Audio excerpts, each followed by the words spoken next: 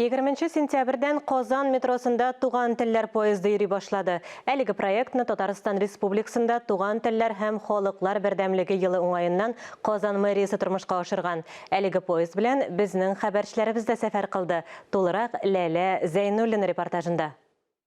Qozan metrosында этник бизәлешле туган телләр поезды йөри башлады. 1000 кат ишеткәнче бер кат күр дигәндәй, әлеге поездны без дә сынап карарга булдык. Поезд 3 зур вагоннан тора. Алар тышкы яктан һәм эчтән милли символика белән бизәлгән. Озынлыгы буенча ул 6 вагонлыга тең. Беренче өлеше рус телендә Qozan һәм Татарстан турында мәгълүмат бирә. Икенчесендә татарлар турында рус телендә язылган. Өченчесе бары тик татарча бизәлгән. Калганнарында Татарстанда яшәүче башка милләтләргә күзәтү ясала. Поезд стеналарында сөйләшү фразалары һәм тизәйткечләр дә бар. Вагоннарда ук селфи-пинтлар урнаштырылган. Мен бүген махсус бу поездны күрер өчен метрога төштем һәм минем күңелем бик тә шатлана, чөнки туган телебезне бик яратам һәм аны саклап калырга бик мөһим дип уйлыйм. Шуның өчен бу поезд бик күңелле.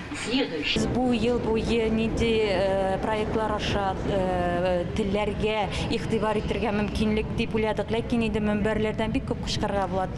Телләрне өйрәнергә кирәк, сакларга кирәк дип.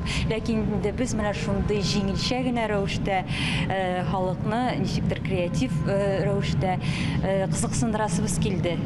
Метро шәһәр халкы һәм туристлар арасында иң популяр транспорт төре. Шунлыктан әлеге проект бигрәк тә уңышлы. Көндәлек тормышта син транспорт белән кулланасың, барганда да, кайтканда да бу көн күрешнең теге транспортсыз күз ала булмый. Бу шулай ук татар мөхитенә, милли мөхиткә, телләр мөхитенә кертү дип уйлыйм.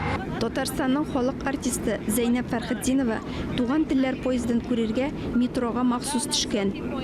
Күңелле, бик кызыклы проект булып чыккан.